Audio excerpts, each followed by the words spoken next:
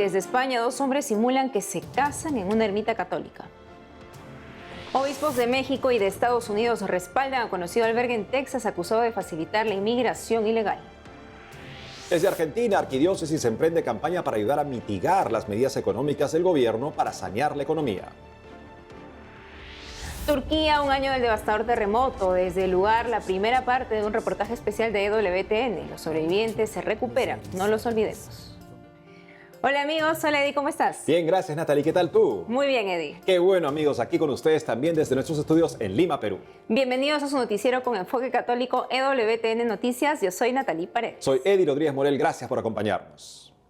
Empezamos las noticias desde España, donde dos varones recrearon su supuesta boda en una ermita. Al respecto, el sacerdote español Juan Manuel Góngora, con miles de seguidores en las redes, recomendó a los católicos no asistir a irreverencias semejantes para no ser cómplices de un pecado mortal. Pidió rezar por la conversión de los jóvenes protagonistas del acto, que calificó como exaltación sodomítica. Sobre esto y más informa nuestro corresponsal Nicolás de Cárdenas. Saludos desde España, desde donde les contamos que la celebración de un simulacro de boda entre dos varones en una ermita católica ha obligado al Arzobispado de Madrid a pronunciarse.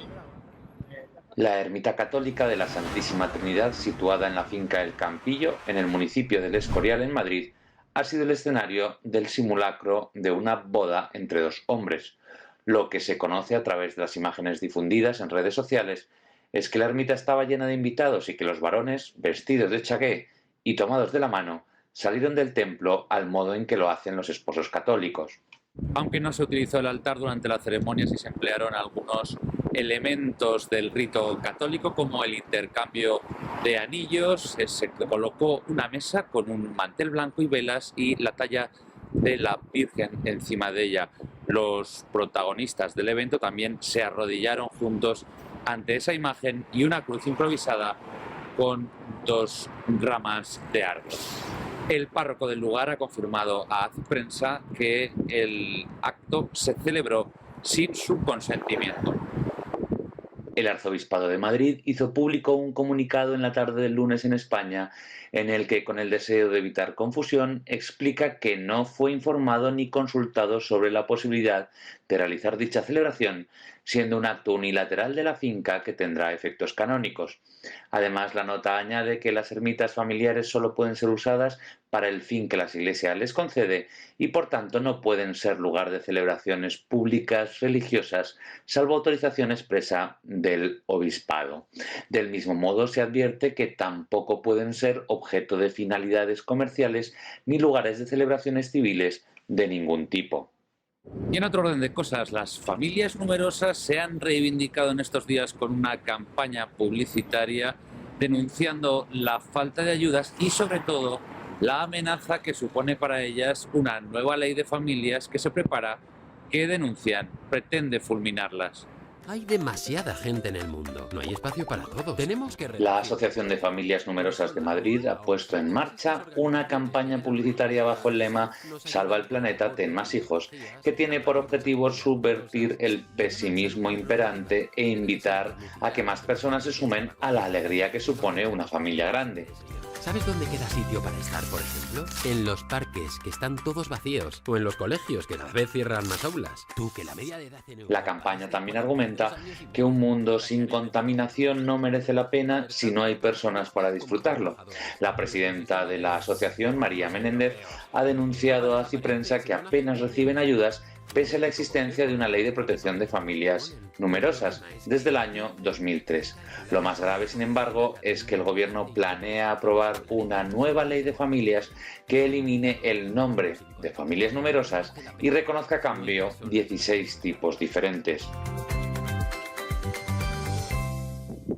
Y terminamos con el llamamiento urgente que ha hecho la comunidad carmelita de Ronda, donde se custodia una mano incorrupta de Santa Teresa para evitar su cierre por falta de vocaciones.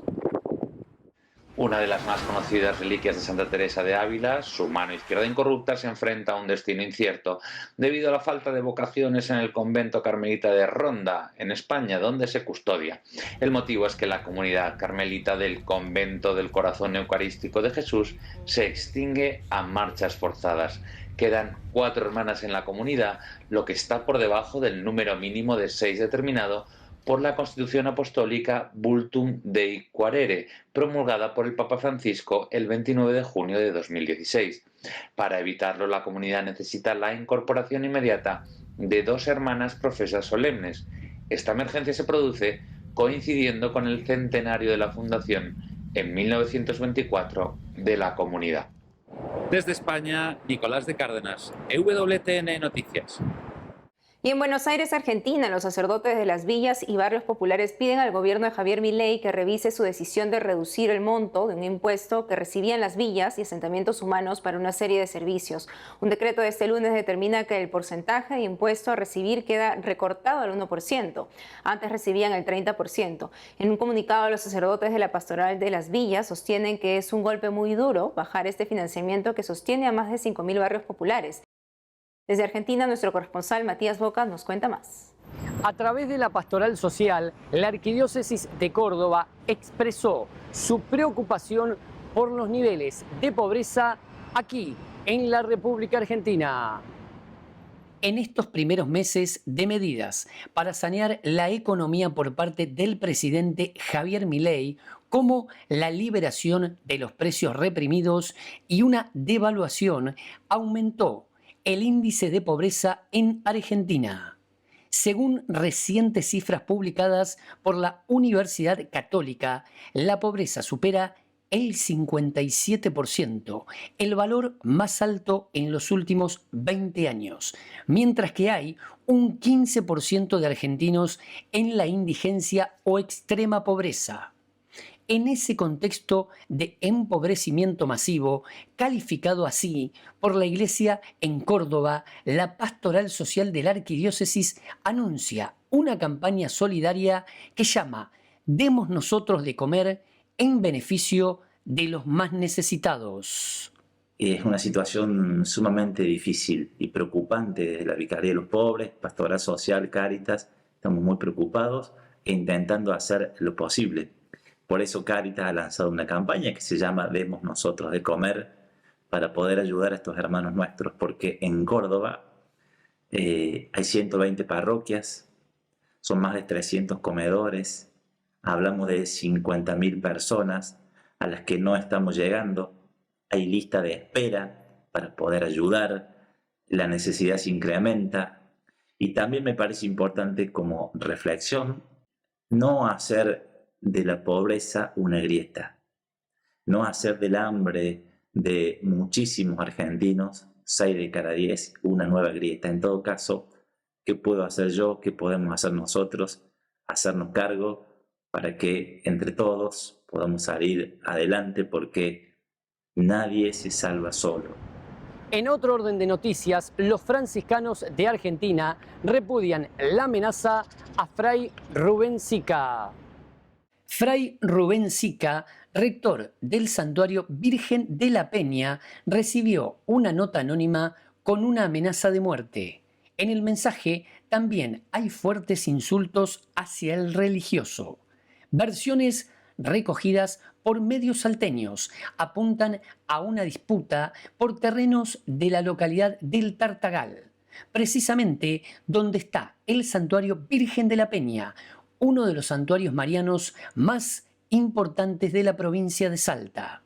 El templo, en honor a la Virgen de la Peña, se levanta al pie de la sierra, recorrido por una quebrada y enmarcado entre los cerros, lo que le otorga al lugar una belleza incomparable.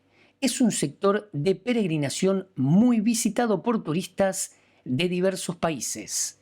El paraje ya fue objeto de invasiones, construcciones ilegales, también robo de áridos, materia prima para la construcción y minerales. El sitio, por su ubicación y riqueza natural, es sin duda el mejor lugar de Tartagal. Según la información, no es la primera vez que pobladores del lugar son intimados a vender o abandonar el sector. El amenazado rector del santuario ya tiene un abogado y presentada una denuncia. Al padre hoy lo quieren ver muerto por un conflicto de tierras donde él no hace más que respetar y guardar todo lo que es sagrado para los habitantes de este norte argentino. El día de la fecha, sigo con la investigación para determinar quién fue la persona que envió una carta anónima para matarlo o meterlo preso. El fiscal es el fiscal número de Tartagal, quien se encuentra a cargo de la investigación a los fines de determinar la participación y los hechos del por qué y para qué enviaron esta carta. Yo lo sé, y es una cuestión de tierra con una disputa entre originarios que no son originarios, que dicen serlo, y que este estudio no va a dejar que avasalle ningún derecho en contra del padre. Desde Buenos Aires, Matías Boca, EWTN Noticias. Y en la frontera entre México y Estados Unidos, autoridades del gobierno acusan a un conocido albergue por un supuesto tráfico de inmigrantes ilegales. La Iglesia en México y Estados Unidos se enfrenta a la denuncia contra el lugar de acogida llamado Casa Anunciación en El Paso, Texas. Los detalles en la siguiente nota. Ubicada en El Paso, Texas, la Casa Anunciación brinda auxilio hace 45 años a cientos de migrantes que cruzan la frontera de México con Estados Unidos para buscar un futuro mejor. Hoy es acusada de realizar posibles esfuerzos para facilitar la inmigración ilegal y de operar una casa de escondite, demanda el Procurador General de Texas, Ken Paxton. En rueda de prensa, el obispo de El Paso y representante de la Casa Anunciación, Monseñor Mark Seitz, defendió el trabajo del centro de acogida tras la acusación de Paxton, que apunta a revocar su registro para operar. Por un lado, nos enfrentamos al reto de una grave negligencia federal para proporcionar una respuesta segura, ordenada y humana a la migración en nuestra frontera sur. Por otro, estamos siendo testigos de una creciente campaña de intimidación, miedo y deshumanización en el estado de Texas. En su sitio web, la Casa Anunciación informa que en algunos de sus centros de acogida permiten que los migrantes se hospeden por periodos de tiempo, semanas o meses. También atienden a personas que llegan a los Estados Unidos en busca de trabajo o aquellos que huyen de la violencia y la extorsión en sus países de origen. Asimismo, asisten a familias indocumentadas que viven en El Paso con dificultades económicas. En su red social X, el Procurador General Paxton dijo que el caos en la frontera sur ha creado un entorno en el que las ONG, financiadas con dinero de los contribuyentes de la administración Biden, facilitan horrores asombrosos, incluido el contrabando de personas. Monseñor Mark Seitz respondió: No se trata de política, se trata del Evangelio. Conozco a los huéspedes de la Casa de la Anunciación, a los que están atrapados al otro lado de la frontera y a los que han muerto intentando cruzarla. Me he encontrado con ellos y he experimentado su dolor, su sufrimiento y su esperanza. Los obispos de México expresan su respaldo a la Casa Anunciación. Este 26 de febrero, la Dimensión Episcopal de Pastoral de Movilidad Humana de la Conferencia del Episcopado Mexicano compartió un comunicado en el que se solidariza con su labor. Indican: criminalizar a instituciones como la Casa Anunciación, acusándola de tráfico de personas, sienta precedentes lamentablemente peligrosos para condenar las obras de caridad realizadas por cualquier persona u organización, impidiendo mediante argumentos judiciales a las personas poder obrar el bien. El mensaje, firmado por Monseñor Guadalupe Torres Campos, obispo de Ciudad Juárez y responsable de la Pastoral de Movilidad Humana, invitó al fiscal Ken Paxton a retirar dicha demanda. Además, lo exhorta a él y al gobierno de Texas a abstenerse de seguir usando a los migrantes con fines políticos, generando discriminación y xenofobia. Hacemos una pausa y al volver, Turquía a un año del terremoto. Desde el lugar, la primera parte de un reportaje especial de EWTN. Los sobrevivientes se recuperan, no los olvidemos. Además, hoy celebramos a San Gabriel de la Dolorosa, patrono de la juventud. Regresamos con más noticias con Enfoque Católico.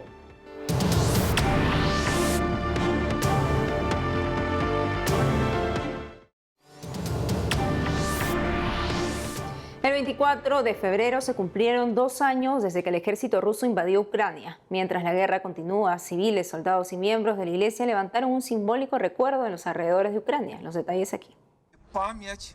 Religiosos, soldados y funcionarios ucranianos inauguraron el monumento a la Cruz de los Héroes en Vyshhorod, una pequeña ciudad en las afueras de Kiev, Ucrania.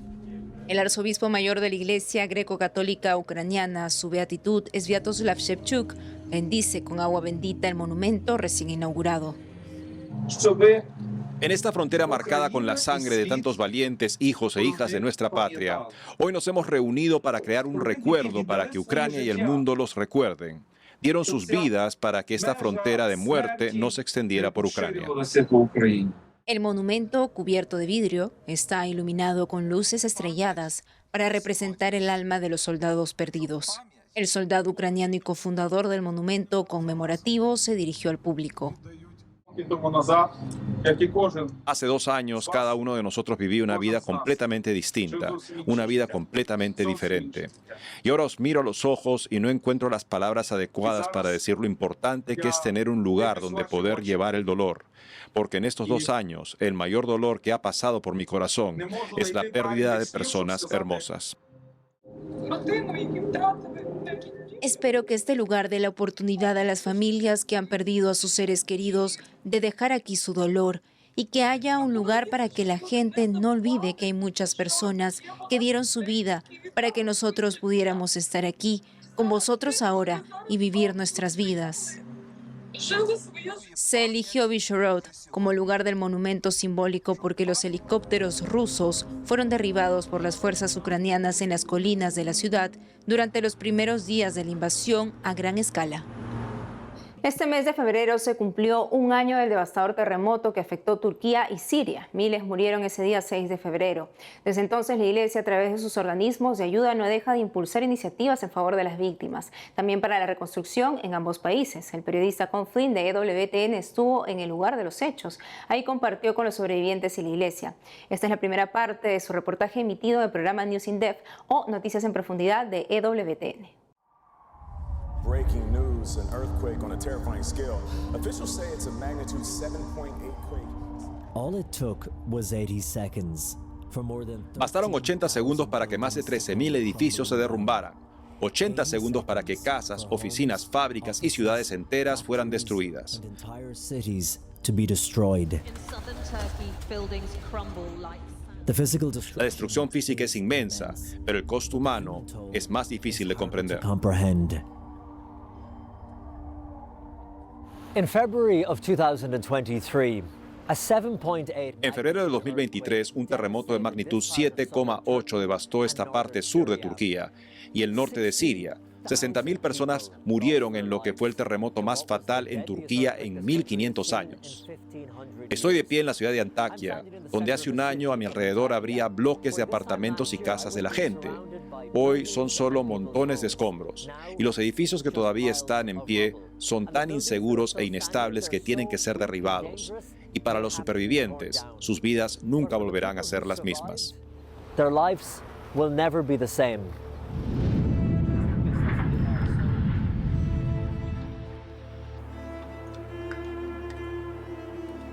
En la región de Iskenderun, una de las más afectadas por el terremoto, todo el mundo recuerda esa noche claramente, como Ifran Seyran, propietario de una tienda local de origen turco-alemán.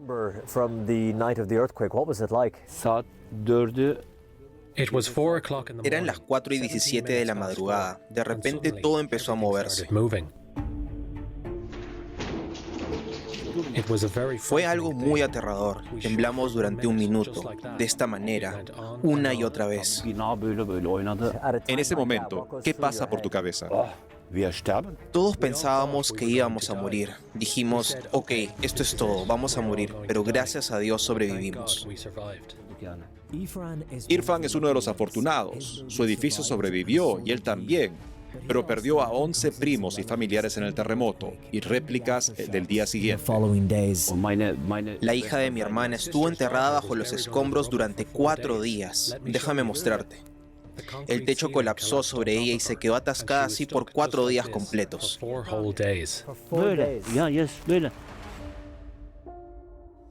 Para los que sobrevivieron, pero sus casas quedaron destruidas, muchos han acabado en campamentos como este. 2 millones de personas viven en campamentos tras el terremoto. El 80% de ellos son mujeres y niños. Viven en tiendas y en cuartos prefabricados. ¿Qué recuerdas de la noche del terremoto? Recuerdo que nos despertamos y la casa temblaba violentamente. Sentimos terror y miedo. Fue después de que logramos salir que nuestra casa se derrumbó completamente. Gusto en conocerte. ¿Cómo estás? Recuerdo que ese día la casa empezó a temblar y salimos corriendo. ¿Qué sentiste? Nos asustamos cuando la casa tembló. Esta familia es siria, pero lleva 10 años viviendo en Turquía, a donde llegó huyendo de la guerra. Por fin tenían un hogar, pero ahora está destruido. Sin dinero, esto es lo mejor que tienen mientras esperan otra opción. La madre no quiere mostrar su rostro ante la cámara. ¿Cómo podemos cuidar de nuestros hijos en esta situación? Tienen que salir al frío si quieren usar el baño. Algunas veces en medio de la noche no hay servicios aquí. Mi niño de 9 años quiere salir del campamento, pero ¿qué puedo decirle? ¿Cuál es su esperanza para el futuro? ¿Cuál es tu sueño? Mi deseo es dejar este campo por algo mejor, si Dios quiere.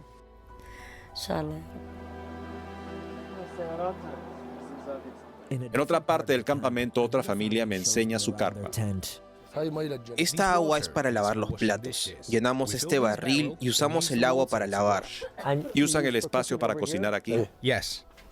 Aquí soy uno más de todos los que están aquí. ¿Me gusta? No. Pero ¿qué puedo hacer? Cuando uno ve la destrucción física, incluso un año después, tantos pueblos y ciudades todavía en ruinas, es difícil imaginar cómo un país, con una economía en apuros, va a pagar esta gigantesca reconstrucción. También está la cuestión de la negligencia de la industria de la construcción. ¿Por qué se derrumbaron tantos edificios y otros quedaron en pie? Todos fueron golpeados por el mismo terremoto. Las emociones se han disparado en el país a medida que han ido apareciendo pruebas de que las empresas constructoras han tomado atajos o han ignorado la normativa. La gente quiere respuestas y justicia. Una de las 13.000 estructuras destruidas es la Iglesia Católica de la Anunciación en İskenderun. El padre Antoine Gigit, obispo turco, entró en la iglesia a las 4 de la mañana de aquella noche. ¿Cómo corrió hacia el interior de la iglesia desde su casa? ¿Seguían cayendo escombros? ¿Seguía temblando el suelo? ¿Cómo fue cuando entró en la iglesia en ese mismo momento? No, todo había desaparecido. Fue así. Me subí a los escombros para poder ver mi ciudad. Una cosa que me impresionó inmediatamente. Lo primero que vi fue la estatua de la Madonna, que estaba intacta. Por otro lado estaba la estatua de San Antonio de Padua, que es mi santo patrón. También estaba intacta. Estos fueron realmente los primeros signos de esperanza para mí. Luego, con la ayuda de las hermanas, de inmediato fuimos al tabernáculo y sacamos al Santísimo Sacramento. Y para nuestro asombro también estaba ileso. El padre Antoine, junto con las hermanas, se apresuró a salvar las estatuas y el Santísimo Sacramento de la iglesia. Hoy permanecen dentro de la casa parroquial, donde ahora se celebra misa en un salón. La iglesia celebra cada 27 de febrero la fiesta de San Gabriel de la Dolorosa, conocido también como Gabriel de la Virgen de los Dolores, religioso pasionista italiano. Este santo, junto a San Luis Gonzaga, ostenta el título de patrono de la juventud. El padre Juan Carlos Vázquez, director de diezminconjesus.net, nos cuenta más sobre el santo. Veamos.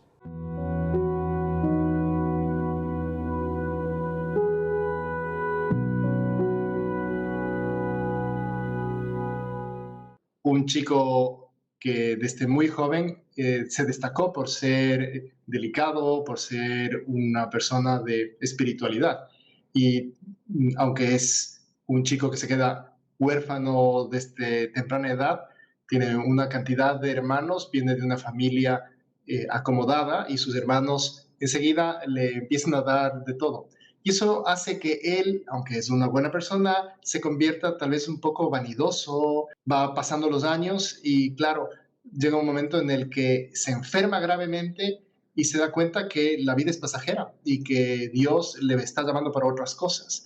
Y entonces, aunque tiene como esta primera conversión, después, cuando ya se recupera su salud, él vuelve a olvidarse y vuelve a entrar en el mundo hasta que le sucede un accidente y casi con una flecha le matan, y entonces le pasa muy cerca la flecha de la frente, y entonces vuelve a darse cuenta de que la vida en el mundo es rápida, y se vuelve a convertir, y en esta vez ya se mete en el seminario para estudiar y hace una conversión más completa de corazón.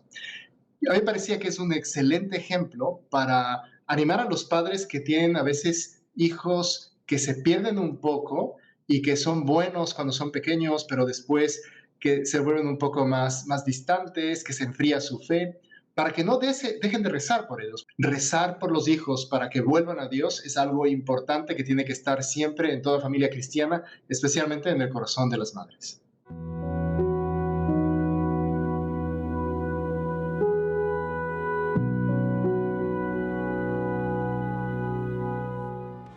Y eso es todo por hoy, amigos. Gracias por haber estado con nosotros. No dejen de seguirnos en nuestras redes sociales y en ewtnnoticias.com. Hasta mañana.